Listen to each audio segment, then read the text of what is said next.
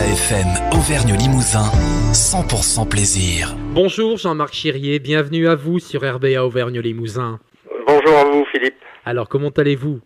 Je vais très bien comme d'habitude. Depuis les débuts prometteurs de votre association, la Dordogne de Village en Barrage, RBA Auvergne-Limousin donne la parole aux acteurs de ce mouvement et notamment à vous Jean-Marc Chirier. Et pour cause, cette association ne s'essouffle pas, elle continue de fédérer.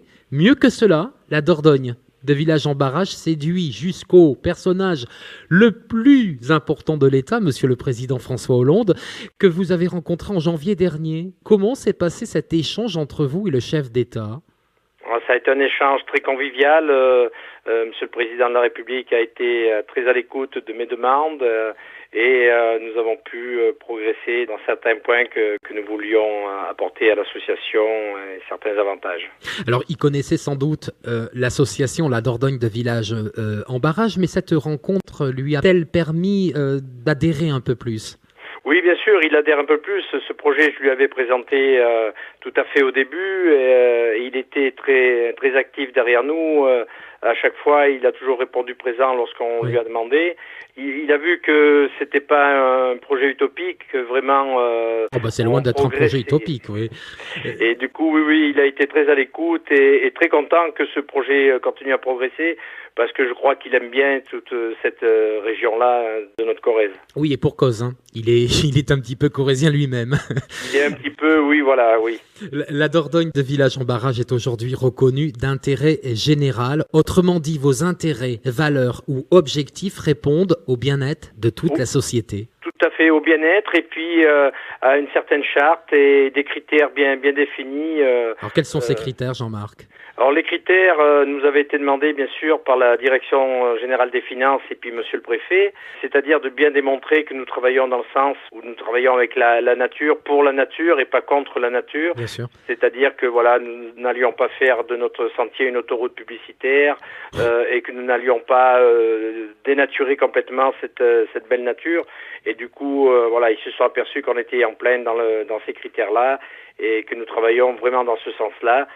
Nous avons même, à cette occasion, demandé à faire une étude d'impact environnemental, ce qui nous permettra d'avoir une autre reconnaissance supplémentaire. Oui, parce que l'association a un but aussi, et pas uniquement celle de parcourir des sentiers à pied, à VTT, etc. C'est aussi une association qui s'est fixée comme objectif de réhabiliter le patrimoine naturel et bâti. Tout à fait, oui.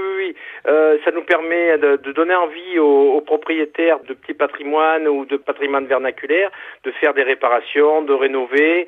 Du coup, on donne un sens au passage de tous les gens qui randonnent le long de ce sentier. Reconnu d'intérêt général, comment cette nouvelle a résonné chez vous aux quatre coins de l'association ?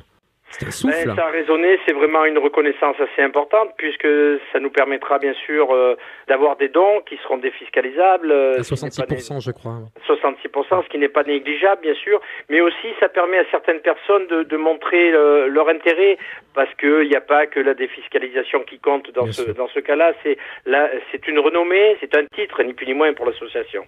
Les gorges de la Haute-Dordogne ont toujours connu le succès depuis les échanges commerciaux et divers négoces entre la Haute-Corrèze et la capitale régionale Bordeaux, en passant par le classement de la rivière comme réserve mondiale de biosphère par l'UNESCO et l'engagement des membres de votre association pour la préservation de ce patrimoine naturel. Tout cela, c'est le fruit d'un travail méthodique et collectif, bien entendu. C'est un travail collectif surtout, à savoir que nous avons des gens qui sont sur le terrain, nous avons des gens qui nous suivent de très loin, qui nous permet vraiment de canaliser le travail tout au long du circuit. Et puis nous avons Annabelle, notre animatrice, qui fait un énorme travail. Et là aussi, il y a une canalisation très très forte autour d'elle. Nous avons vraiment une cinquantaine de personnes qui sont au travail. Nous avons 8 personnes qui balisent. Vous voyez, c'est vraiment un travail très très collectif. Rien ne se fait sans que tout le monde ne soit au courant. Chacun à son poste.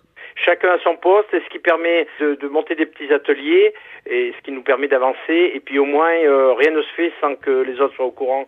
Et ce qui est très important dans une association, un président, il est là pour avoir un titre qui sert pas à grand-chose, mais il doit canaliser tout ce qui est autour de lui, fédérer tous les gens qui sont autour de lui, et donc ne pas décider tout seul.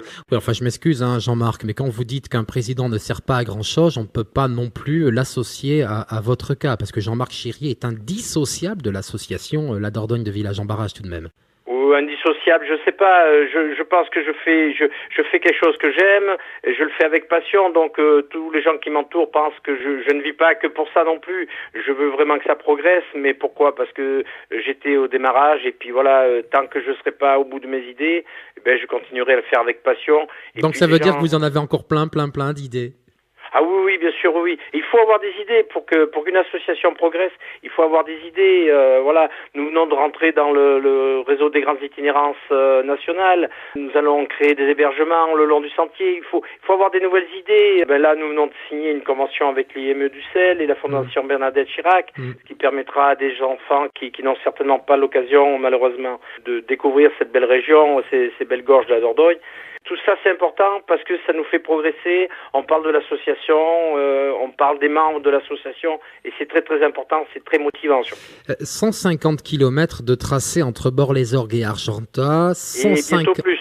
Et bientôt plus. Bon, en restons-en sur les 150 existants alors. Oui. Ces 150 km de parcours bien pensés et réaménagés sont-ils, selon vous, Jean-Marc, le miroir de notre passé? Ah oui, bien sûr. Oui. C'est le miroir de notre passé, de par le patrimoine qu'on y rencontre, le patrimoine bâti déjà. Et puis les grands barrages sont là pour nous rappeler, ça a été une région très industrialisée à une certaine époque. Et malgré tout, EDF a fait un travail assez remarquable depuis quelques années pour bien démontrer que les barrages sont là, mais ils ne sont pas là que pour produire de l'électricité. EDF est là aussi pour aider les gens qui sont et qui travaillent pour le territoire. Et la préservation de ce territoire. Et la préservation de ce territoire qui vraiment, par des actions ponctuelles, arrive à vivre, à continuer de vivre et d'être. Mais outre le fait que ces partenaires historiques et les nombreux barrages qui ont inévitablement défiguré le paysage, peut-on dire aujourd'hui parallèlement qu'ils sont aussi une chance pour la mise en valeur de notre territoire? Je suis convaincu que les barrages, bien sûr, ont détruit certains paysages, des maisons, et ont rendu certainement des gens malheureux. Mais à l'heure actuelle, EDF prouve bien que ce sont aussi des gens de valeur qui sont là pour redonner un blason à ce territoire et à leur entreprise de par toutes les actions qu'ils mènent.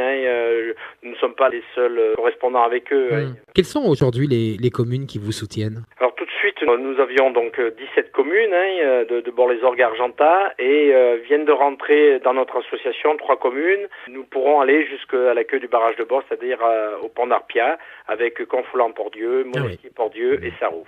Et sans oublier Saint-Julien. Voilà. Je plaisante pas. sans oublier le soutien sans faille, on le disait, avec le partenaire EDF, mais aussi les agences du Crédit Agricole du territoire.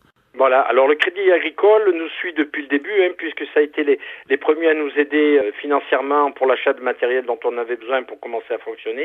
Ils nous ont financé nos bornes kilométriques qui sont tout au long du parcours.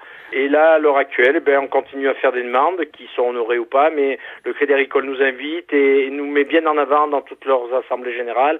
Et pour nous, c'est aussi important que le financement, faire parler de nous en dehors de chez nous. Au niveau régional, on a une place.